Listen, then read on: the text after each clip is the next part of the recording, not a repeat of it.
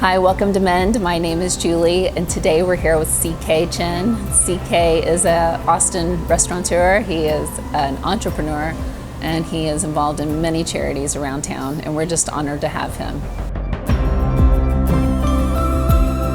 When I thought about this, when I thought about Mend and what we want to create here, food is a very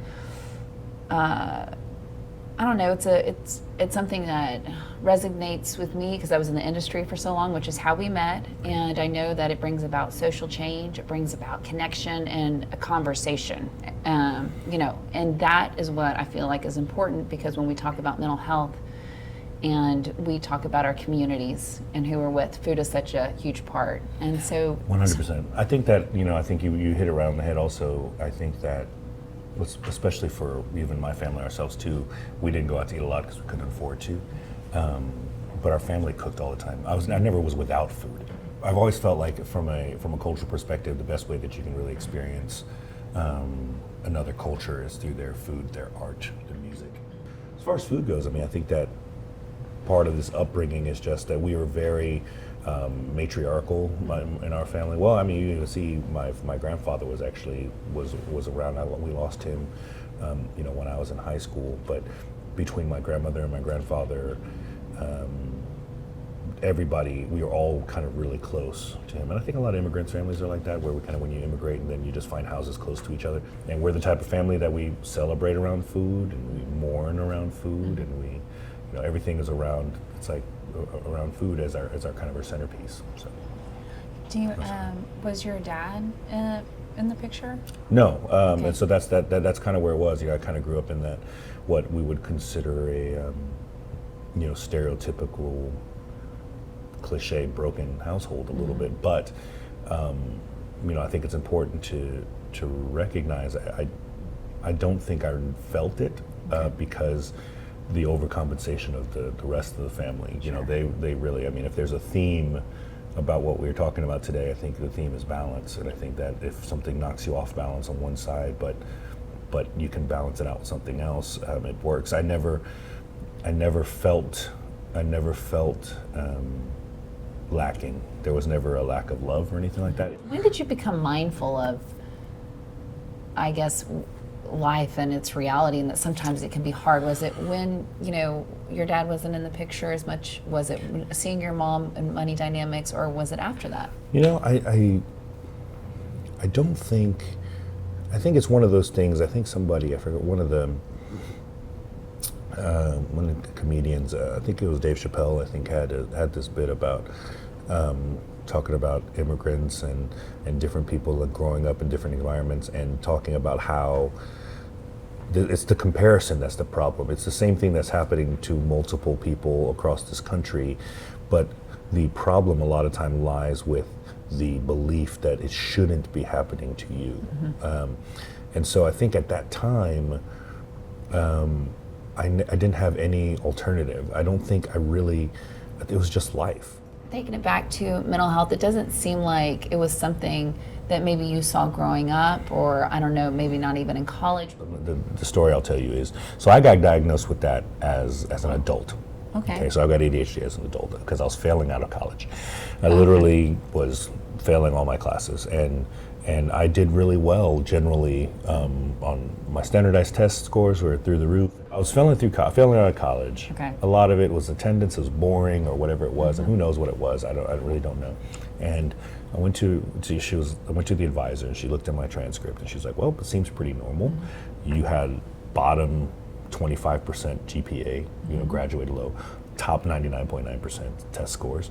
So you either cheating on your tests or something's wrong, And I was like, well, I don't know. Yeah, you're not applying yourself. All these standard cliche things. Right. And so she's like, well, I'll let you back in school on one condition, under scholastic probation, whatever they call it. Yeah, scholastic probation, right. SCOPRO. And then they were like, you have to go see a psychiatrist. You got to go see a shrink and see what's wrong, see what's going on. Was this your first time? First time. Okay. There's different ways that you act out, but he was like, in your brain, you're like just keeping yourself occupied and fidgeting and stuff like that. He goes, people with this type of, brain structures, like almost kind of a little of OCD a little bit because things stand out to you. You know, the way he's describing it was like, you know, he's like, the reason why you straighten out your picture frames is because you can kind of see it out the corner of your eye. It's crooked, and so you want to straighten it because once you straighten it, then the lines form and then it kind of goes away, and then you don't have to look at it anymore. Like, for instance, I can't stop out of the corner of my eye looking at this couch that is crooked, and it's not that level of where I have to move it. It's just I just keep noticing it, and so it's just one of those things that I would naturally line things up, and it's just out of the thing. And he just talks about how he's like, I think that's what you have. Everything is coming in at full importance. Like, everything's coming in like super. Like, I don't know if you hear it, but do you hear the little siren beeping in the background? Like I'm hearing that kind of stuff, and I'm hearing whatever, this jeans rustling, and I'm hearing this going on, and I noticed that picture frame is this way, and this curtain is not open, it's not closed all the way.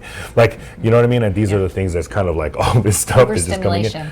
Well, it's just your brain is going, this is important. This is also important. This is also important. And it's funny because he gave me that. And anyways, and what I found is that I don't mind that about myself. And balance has been, I think, a huge part of your life. And then talking about habits too, can you share with us a few of your key habits that you feel like help provide, I don't know, maybe just some like clarity or keep you healthy and strong, and a mental and physical aspect? I think that for me, I try very hard not to subscribe to comparison. It's kind of like I do my own tally, and the only person I compare myself to is myself, and really kind of go in there and say, did I do better than I do yesterday? And if I didn't, then here's an opportunity to do better than I did today, you know, the next day. I think that I try to stay humble in the recognition of this, like, first I know nothing kind of mentality. I kind of start every day with a kind of a clean slate, meaning I don't know what today is going to bring. And, you know, any person I meet, they're going through their own struggle and they're going through their own things. So I have the kind of mentality of making sure I, you know, take myself and put myself in that type of mindset to where that I don't have my expectations set in such a way that if something changed that it would destroy me, you know what I mean? I've only recently, and I say recently meaning the last few years, I've only recently started to recognize a bit of a workaholic, as it were. And what I mean by that is just, it's not a workaholic in the sense that I can't stop. It's just that I enjoyed it and I love the job and I love doing it, so I just kept doing it. I think that there is a point where you have to make time for yourself and for your friends and for what you're doing. You know, it's one of those things that I feel like personally that I try not to rob myself of those experiences as much anymore. You know, I think I used to say, look, I gotta work. I can't do this. I can't go to the movies. I can't do this. I can't do that. And then I just realized that then what am I working for? Like, what am I doing all this for? Where's the joy? Where's the joy? Right. And so it got to the point where I was like, nope, there are certain things in my life that are very, very cathartic to me and very much resetting for me. On the closing, I think what it is also is being observant.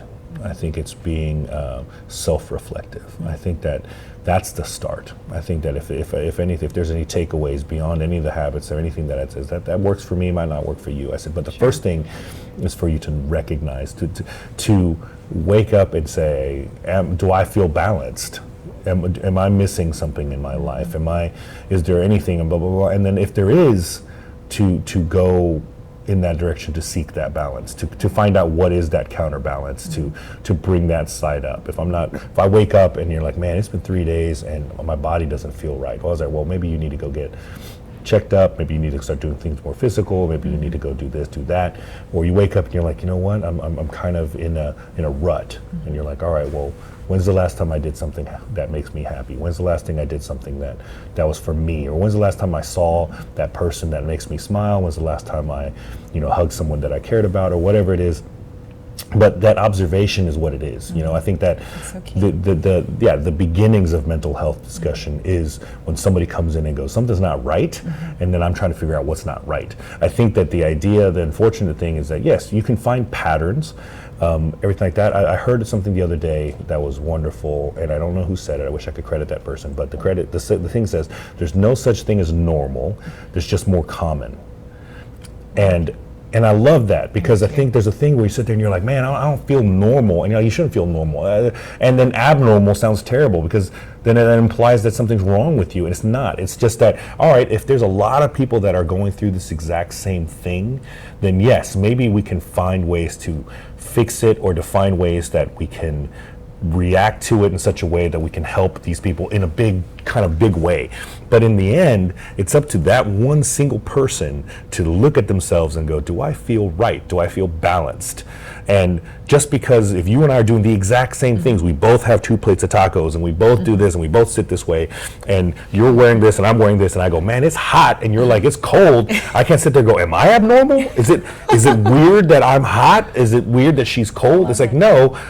You might need a jacket, and I might need to, rip my sleeves off, or whatever it is. But the mentality is that if we look at you and I'm like, look, she's cold, I'm hot, I'm abnormal, and that causes this skew of imbalance, right? And I think that you have to be self-aware and recognize that this is who I am, and this is what I'm dealing with, and this is what I want to do, or this is how I feel, and embrace it and say, if I don't want it, change it. If I don't like it, change it. If I do like it, embrace it, and lean in and say no. Like I said, for a teacher to come up to me and say that, hey, you have a learning disability, and I go, nope, I like myself a little neurotic. I like being this way. I feel like it's a superpower. If you're not in a place where you can't self-actualize, and you can't come to those moments of, oh, I need to reset, I need to balance. If you're in a place where you can't do that, then reach out to a friend. Absolutely.